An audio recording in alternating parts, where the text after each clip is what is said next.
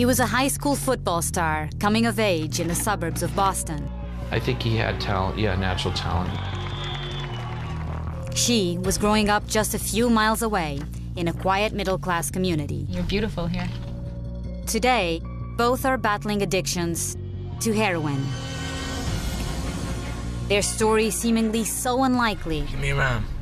And yet increasingly common here in the heart of New England. Massachusetts is now reeling from a new drug epidemic, born from another. We can knock on every apartment and ask them if they've been affected by OxyContin, and I guarantee you, every answer will be yes.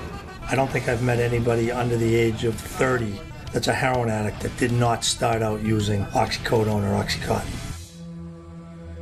OxyContin is a national problem, but Oxy's effect on the population of Massachusetts, particularly its young people, has been nothing short of devastating. He was limp, he was blue. I mean, not just his lips were blue, his face was blue. Here, OxyContin has emerged as a gateway drug, leading users down a slippery slope to more potent and more dangerous narcotics. He shoots heroin, he shoots heroin, she shoots heroin. Overdoses and even deaths are mounting as authorities point to estates drowning in an endless stream of pills that they say are coming into Massachusetts from another state. These pills here all came from Florida. 2 years ago, I traveled to Florida to file a report called the OxyContin Express. So it's easier to get it here? Yeah. They just give you what you want. Now, I'm back on the train. He's pulling out a gun right now. And following it as it barrels through the northeast corridor. You guys from Boston? With no signs of slowing down anytime soon.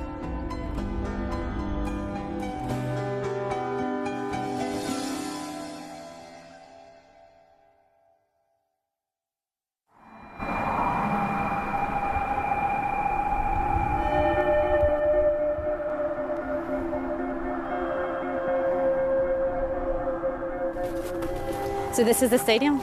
Yeah, there's a stadium here.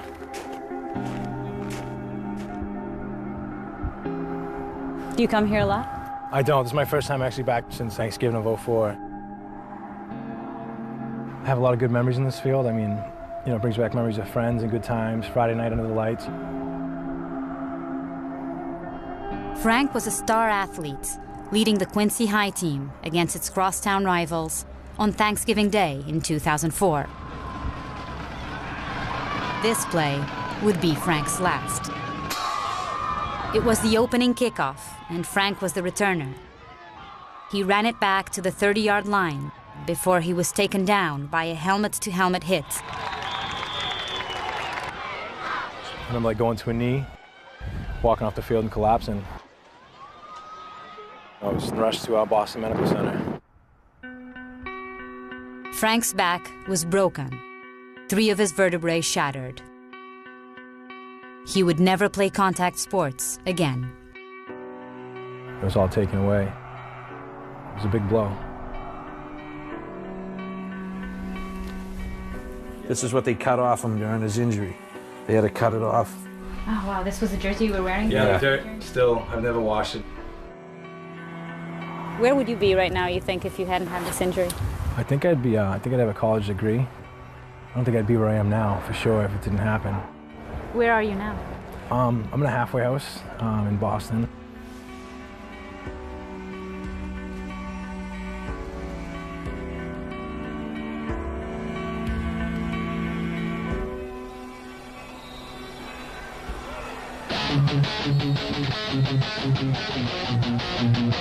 Frankie started young, boxing at 5, and then martial arts, and then into wrestling. Frank's dad remembers a son dedicated to all things athletic. A star not only on the gridiron, but also on the lacrosse field and on the mat. A clean-cut jock who lived to compete. In high school, I think I drank twice, tried smoke pot once. I was always an athlete, always working out. I never partied. But things changed after the injury. Frank was sent home from the hospital in a back brace and carrying a prescription for OxyContin and Percocets, both painkillers with the same active ingredient, OxyContin, a highly addictive narcotic. I didn't realize how strong and how powerful this stuff really is. I remember one night, my father had taken my pills from me that I used to hold, and I flipped out, punched the wall, punched the window, screaming, I left the house. And looking back now, but I think I was addicted right off the bat. 3 months after his accident, the doctors cut Frank's prescription for the painkillers he had become dependent on. When he could no longer get the pills legally, he found them elsewhere, usually on the streets. In high school, it was easy. They were rampant. They were everywhere. It was easier for me to get pills in the street than it was for me to get somebody to go to the liquor store and get us underage alcohol. And when was the first time you started abusing them, crushing them and snorting them? Or I don't know. I was hanging out one night and I saw. I'm like, "What are you doing?" Oh, it hits you instantly. And I was like, "Really?" So I crushed one up and sniffed it. And it was like a new love. You know what I mean? It was like meeting a girl for the first time that you just can't keep your eyes off. It was crazy. And then I just started running with it bad after that. This is when Frank's addiction really started to escalate. so it's all checks with fake signatures. Fake signatures and yeah. The money was coming out of your bank account. Yeah.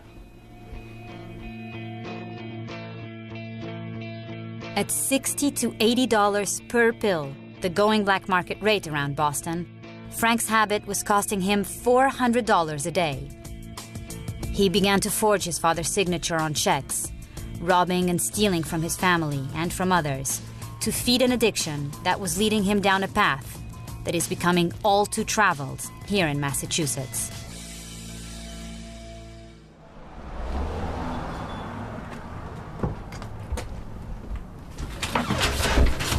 You all right, hon?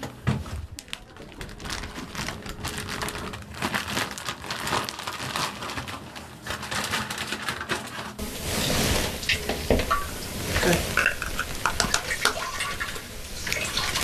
Thank you, babe. All right, I'm gonna head on out, okay? Oh, God. Oh, my God. You get used to it. You got drug tested a lot when you're a drug addict. Like Frank, Rebecca was a suburban high school student from a middle-class family when she discovered OxyContin, OCs for short. I had a boyfriend, and he did a lot of OCs. He sold OCs, he sniffed OCs. I really wanted to try it, and he handed me a pill, and he was like, "Your life's never gonna be the same after this." Rebecca's boyfriend was right. By 17, she found herself in treatment for addiction to prescription painkillers. Oh, it's really pretty. You're beautiful here. Rebecca relapsed, and not long after graduating from high school, she graduated from pills to heroin. According to Rebecca, she isn't alone. I know he does drugs. He just got out of jail. He sells drugs. He shoots heroin. He shoots heroin. She shoots heroin.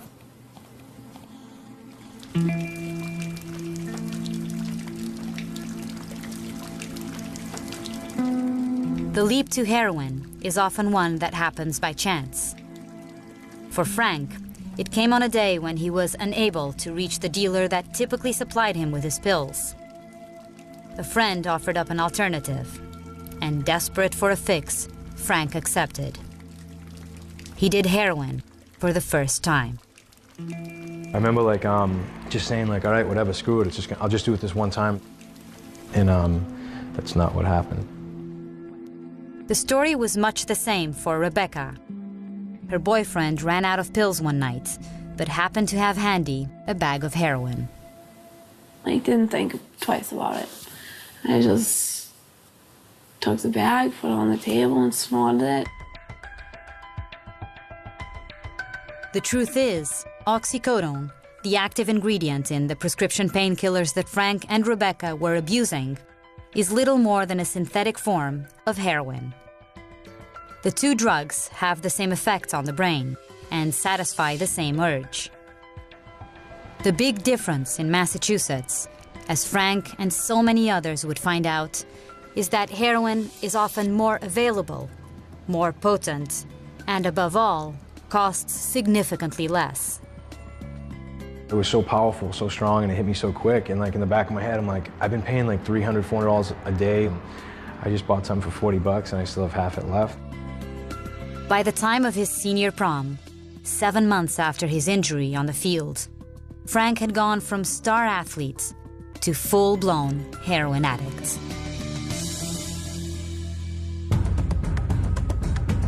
There was a group out of Charlestown, Massachusetts that were robbing pharmacies of their OxyContin. After the break, we meet up with one of Boston's original Oxy bandits.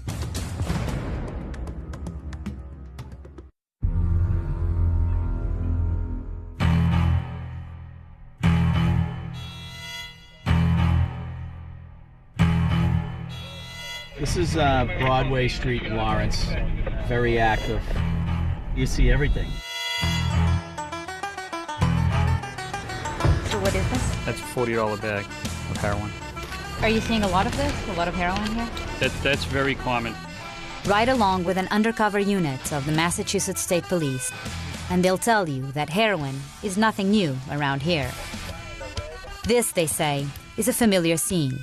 Street corner dealer busted for selling a bag of dope. But there is something that has changed in recent years, according to the cops we spent time with.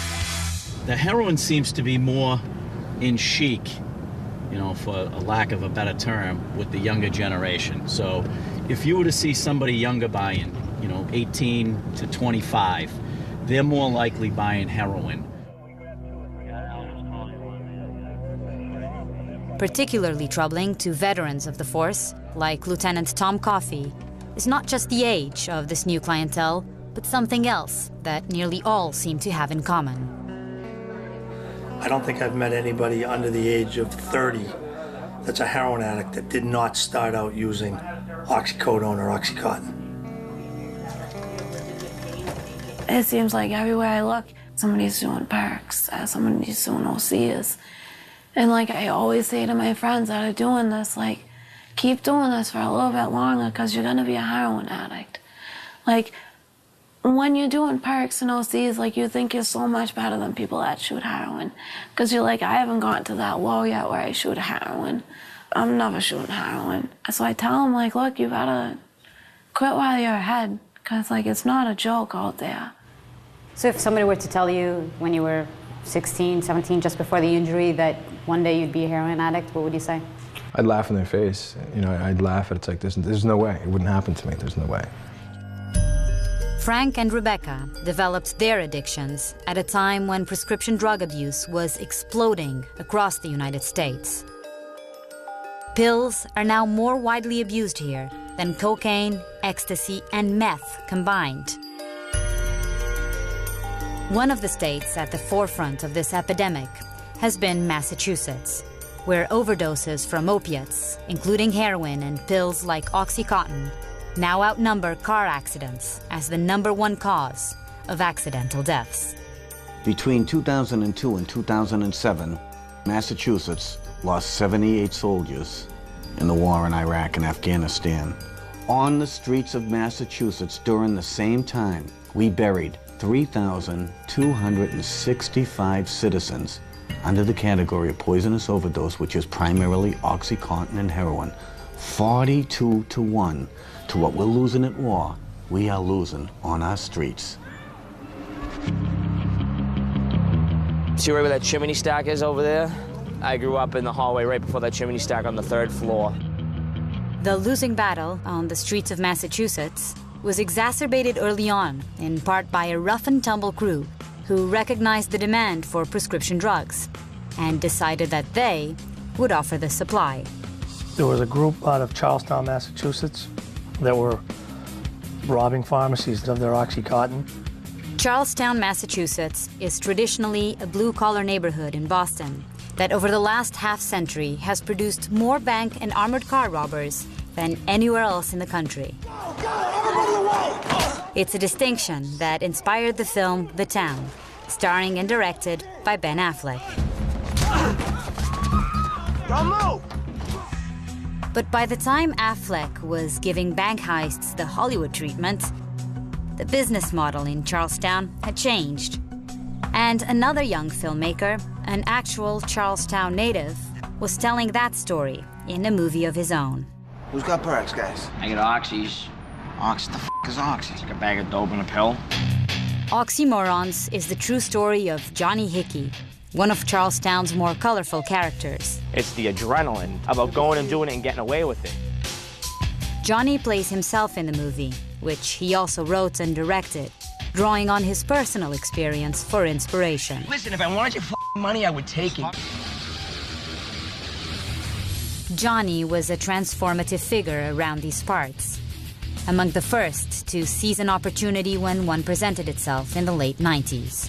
When OxyContin came along and we realized how much pills were worth and that we could just go into a pharmacy, all of a sudden like a string of like kids from Charlestown, with the, this area were the original ones to go into the pharmacies and say, give me that or I'm gonna kill you. You know what I'm here for, give me them go, kids, let's go. Let's go, get them, get them, get them. Compared to banks, pharmacies proved to be an easy mark. Half the pharmacies didn't have alarms at the time because they never got robbed. And you could just go in and take them over. Keep them coming, don't keep around. Brandon Brennan, an old friend of Johnny's from the neighborhood, co-starred in Oxymorons after completing a 10-year stint in federal prison for his role in an armored car robbery.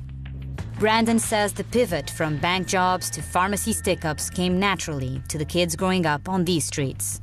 If this whole neighborhood, and our families were dentists, we'd all be pulling teeth, but, we're not, I mean? You grow up learning crime, scheming, any way to make a hustle to make money, you do it. Right there, grab him. Hold up. Booyah! So how much OxyContin do you think you put on the street?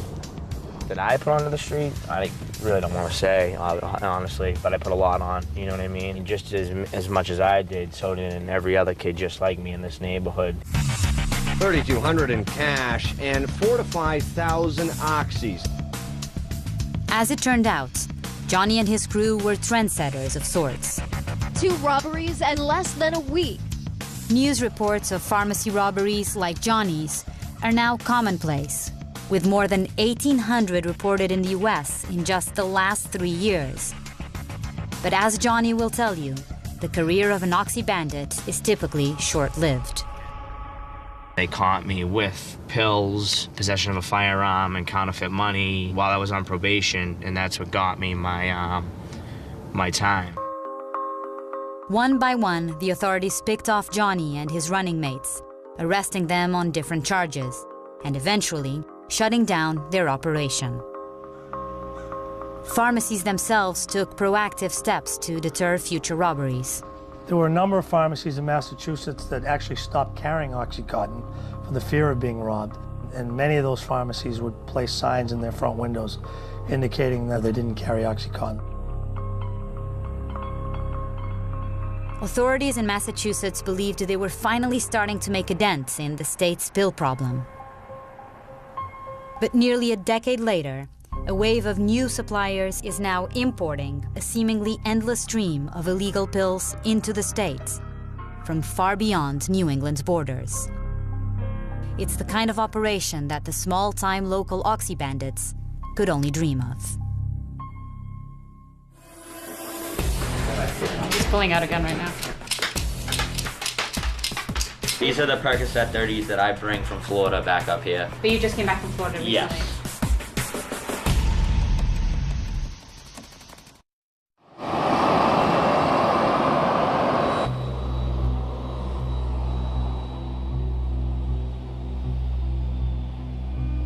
It's Thursday evening at Boston's Logan Airport. A plane has just arrived, carrying a passenger who's been arrested for trafficking 5,000 pills, several $100,000 worth, into Massachusetts. This flight originated in Florida, a scenario that's become fairly routine here. During the past several years, the quantity of pills we are seizing has risen. Years ago, it was very unusual for us to make a 1,000-pill seizure. Now it's commonplace. So what are these?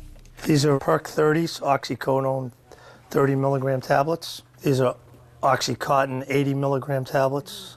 Most of these smaller pills are Percocets. The green ones are OxyContin. Where are most of these pills coming from? These pills here all came from Florida, South Florida. 95% of all the pills we get come from Florida. The days of knocking over pharmacies are pretty much over in Massachusetts. And yet, law enforcement here finds itself now battling a new racket. One that is flooding the state with more pills than ever before. Someone came up with the idea. It would be easier to travel to South Florida and go visit a pain clinic where you really don't have to stick a gun at the doctor.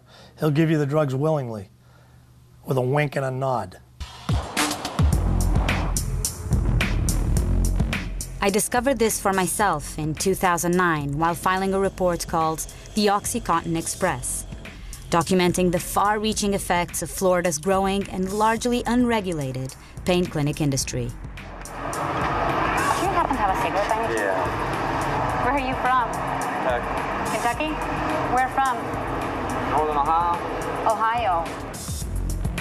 Kentucky, Tennessee, Ohio, surrounding states, residents are coming into Florida because prescription medication is so readily and easily available.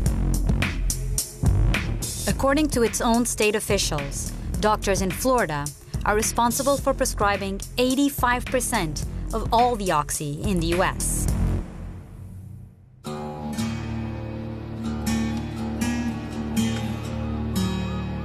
I was about to see just how far north those pills are traveling, and just how big the black market trade in painkillers has become here in Massachusetts.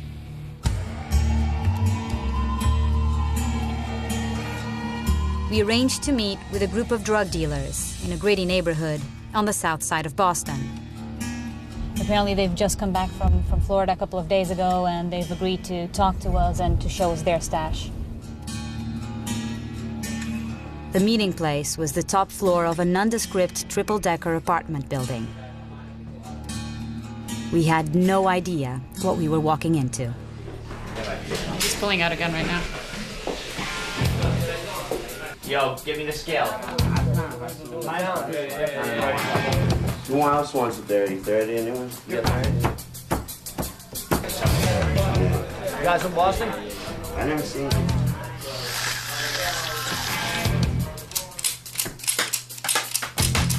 Can you guys not play with the gun while we're here? Yeah, no, there's no more bullets. That's why I emptied all of them out. How much is this? That is $50,000. $15,000 worth Yes. of cocaine. It's Yeah. half a kilo of cocaine here. Yes. You sell this? Yes. No, sometimes they take the whole bag and dump right down my nose. No, we sell it, of course.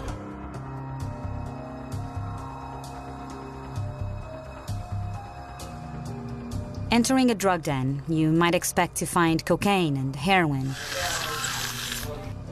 But side by side with the more conventional hard stuff were pills. Lots of them. From doctors' offices in Florida. These are the Percocet 30s that I bring from Florida back up here. But you just came back from Florida recently. Yes. How many pills came back from Florida? 2,000 to 5,000 on each person with 2 girls, so probably about 10,000 pills. Mm-hmm. 10,000 pills. Remember that Frank was paying up to $80 per pill to feed his habits, meaning that just this guy's latest haul could be worth $800,000. It's no wonder that nearly all the young men in the room said they make regular trips to the Sunshine State. How easy is it to get pills in Florida? It's like that. Well, it's easy as got a hooker on Dot Ave. No, it's alright. It's more common than anything. It's just like when cocaine was back in the day, you know what I mean? Pills are what it is now. This man tells me how the operation works.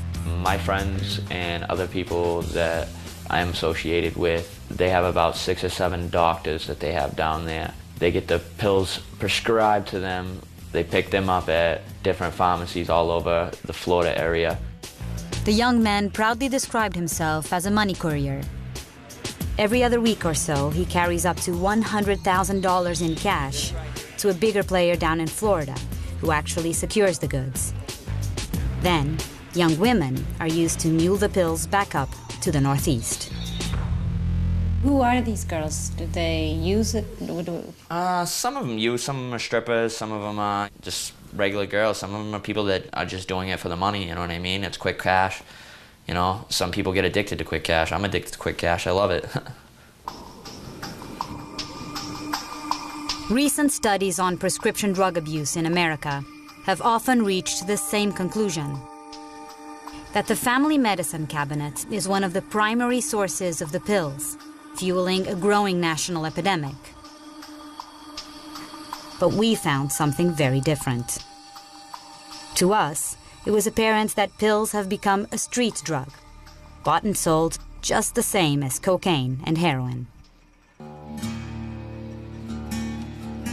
You wouldn't believe the people I sell to. You wouldn't believe it if I told you. They start off with the Percocets and they go to the OxyContin. And then before you know it, $80 a pill is a lot of pill for an OC80. And then when you can spend $30 to $40 and you got a bag of heroin that will get you 20 more times up.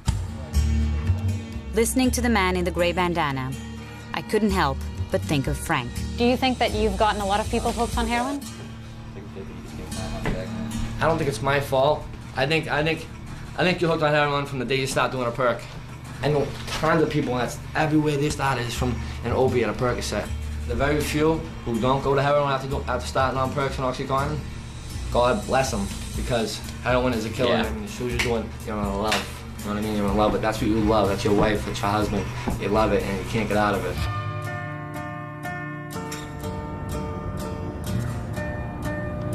It's good. Not good. It sucks. It was good. I got that warm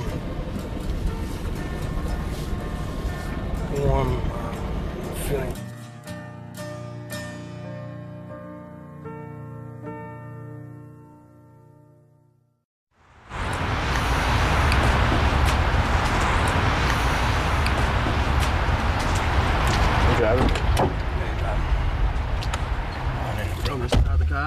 Yeah, pull away, it's all right.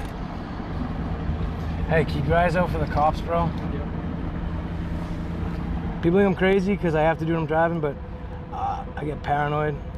I don't like stopping in parking lots. I'd rather just do it like this.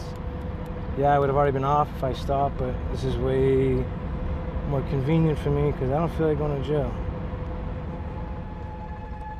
Today would have marked 5 months clean for Frank, but he's just scored a bag of heroin.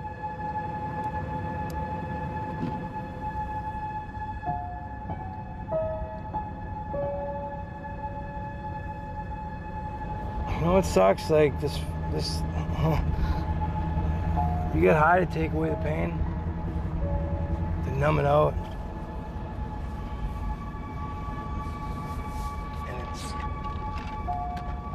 it doesn't do what it used to do.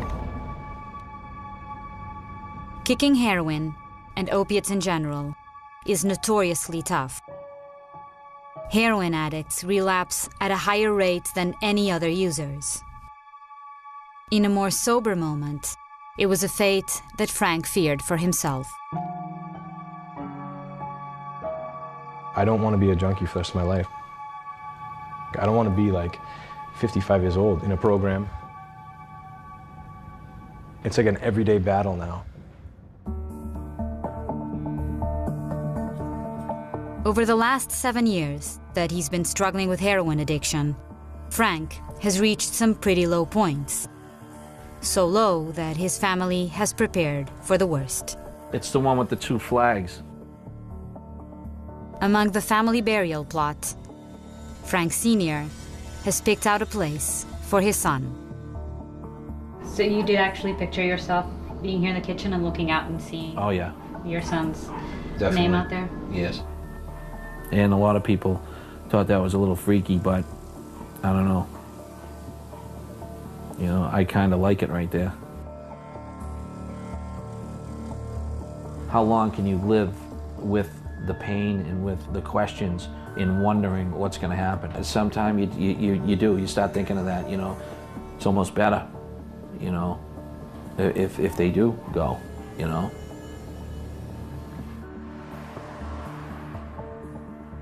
Some of the first to understand the depth of the opiate epidemic in Massachusetts were funeral directors like George Fisk.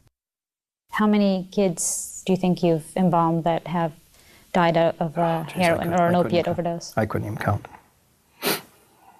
Hundreds, I guess. It's an emotional subject for George to discuss.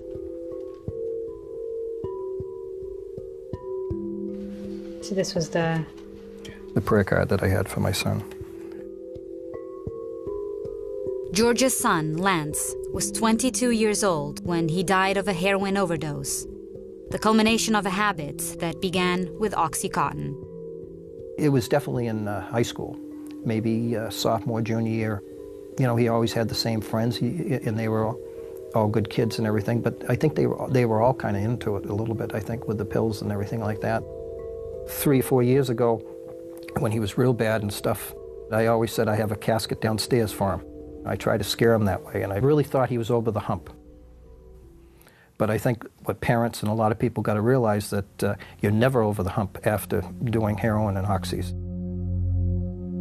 One night I checked on him, and I went to his bedroom, which is upstairs, and he was kneeling beside the chair. He must have had some heroin there, and probably the time frame of over a year or a year and a half not doing anything, a hit of it was just probably too much for his body. They tried to revive him, and you know, it just couldn't do anything. I knew it was gone anyway. That was it, and then I had to come back, and unlike other parents, I had to embalm my own son, and run his funeral.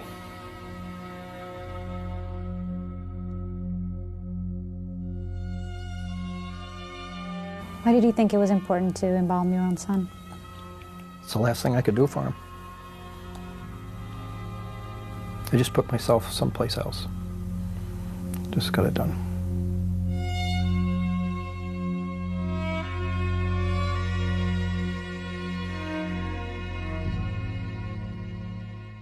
Anyone in the room ever seen an overdose?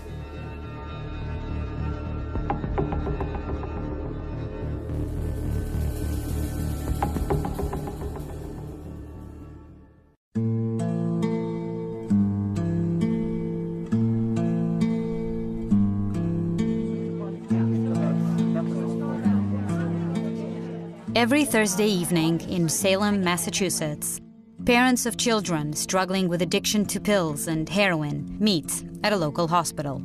I really need support. That's why I'm here tonight. I don't want to get emotional. Nancy has been coming to these meetings for 2 years. She's been in numerous programs and on the run a lot. She did get into the Cushion House, which was fabulous, and she ended up getting booted out. They found a spoon in her clothes. Nancy is Rebecca's mom. Give me your arm. Oh my God, you got it. Hurry.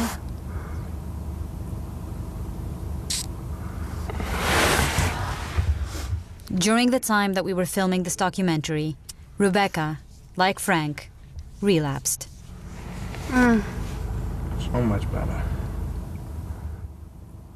I feel like that we've been doing this for so long that I'm done.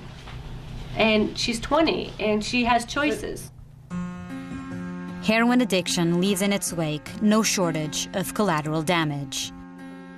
Listen to the stories of those gathered here, and common themes emerge. There's the stealing, the run-ins with the law, the disappearing, and the relapsing. For family members, it's constant worry and constant fear. I'm worried about you. You're exhausted, and this is going to take you down. Joanne Peterson is the founder of the support group Learn to Cope. That's scarred. The organization was born out of Joanne's own struggle to save her son from addiction to OxyContin and then heroin. After I realized what was happening with him, I couldn't believe how many other people in my town it was happening to. Anyone in the room ever seen an overdose? Okay, a fair amount of you. All right. With drug-related deaths skyrocketing in Massachusetts, Joanne was determined to save lives. And she went looking for practical solutions. 2 fingers under the chin, hand on the forehead, and you tilt their head back. 2 years ago, she introduced Learn to Cope members to a recently launched pilot project in Massachusetts that's training opioid users, along with their families and friends, to recognize overdoses and teaching them what to do in the event that one occurs. In addition to basic life support training, the program is also making available for the first time something that until recently was reserved only for hospital emergency rooms. Medication's called naloxone. What it is, it's an opioid antagonist. You stick it up their nostril, you spray about half up one side, half up the other until the dose is completely empty, and then you go back to breathing. Naloxone, more commonly referred to as Narcan, counteracts the effects of an opiate overdose by blocking the receptors in the brain that produce heroin's high. I have it everywhere. After receiving training, parents of addicts can get Narcan to keep on hand. So this Narcan was provided by the Massachusetts Department of Public Health approved opioid overdose prevention program. We get 2 in a package. As you can see, I've already used one in this package. Is that the one you use on your son? Yes. A few months ago, Linda's son, Stephen, overdosed on heroin. Right there, right just beyond the step. Oh my God, he was limp, he was blue. I mean, not just his lips were blue, his face was blue. So you knew immediately that he was overdosing? Absolutely. So my husband started rescue breathing, which we were also taught at Learn to Cope. And I dialed 911, dropped the phone, and got the Narcan, which I kept partially put together in the kitchen, like Joanne and everyone showed us. Linda administered the nasal spray, and her son survived. Massachusetts officials say that since making Narcan more widely available to the public, nearly 1,000 lives have been saved. Thank God I had it. Thank God I had it. Because now we can go visit him, and he smiles and laughs and is healthy, and I love it. Linda's son is now serving time in prison on a drug charge unrelated to his overdose. But, she says, at least he's alive. What do you think it says about the situation here in Massachusetts when parents are being taught how to use Narcan to revive their children from an overdose? I think it's frightening that we have to do this. I'm grateful that we have this, but I'm frightened that we have to that it's necessary to have this. When I first went to Learn to Cope, there were maybe a dozen people in the room. Now it's standing room only. You can't fit another person in that room. And every week, it's more and more and more. And I find it sad and frightening. Anytime, Joanne, thank you so much. No such thing as an old heroin addict. They're all young because they all end up dying eventually, I guess.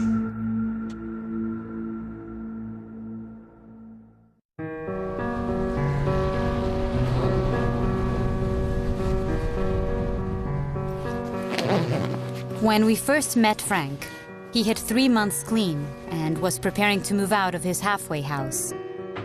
This is like the longest I've made in a residential program and the longest that I've actually participated in an active sobriety and decided to make a change for my life. In that moment, Frank was determined to stay sober. Nothing too daddy. Get your head up, buddy.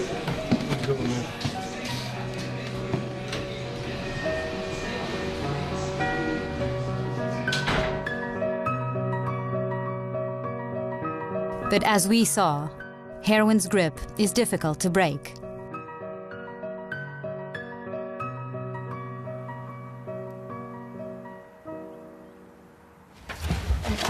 I like tangible things, pictures, anything. My mindset is always, if anything happened, what would I have left of him? So that's why I saved everything. At Frank's dad's house, Frank's younger sister, Michaela, keeps a box of letters and cards that she's written to her brother during his many attempts to get clean. I drew that for him. I just was trying to show him how much I was hurting. I showed myself crying. So I thought if maybe I drew it, I'd see.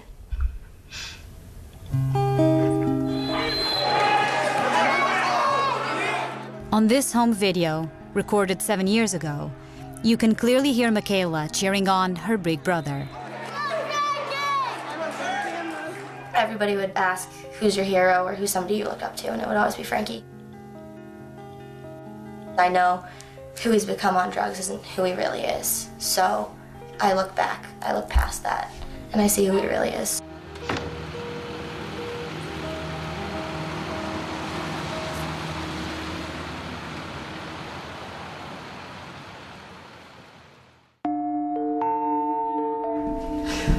I'm trying to get her into training, physical trainer, because I think that would be awesome to like work out and get that adrenaline going. And she don't want to try it, but I know she'll be good at it.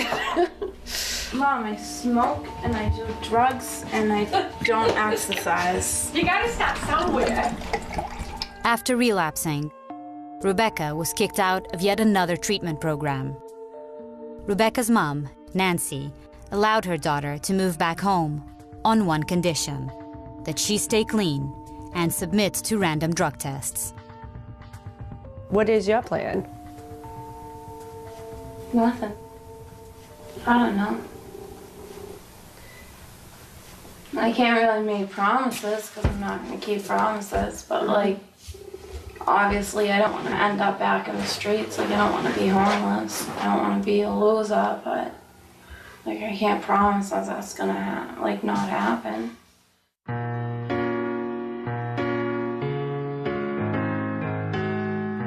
A few weeks later, Rebecca left home and didn't return.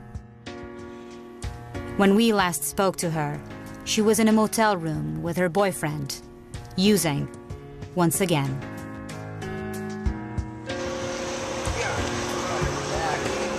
And you know, like, you're not doing good, and you know that you're gonna eventually die. Like, there's no such thing as an old heroin addict. They're all young because they all end up dying eventually, I guess.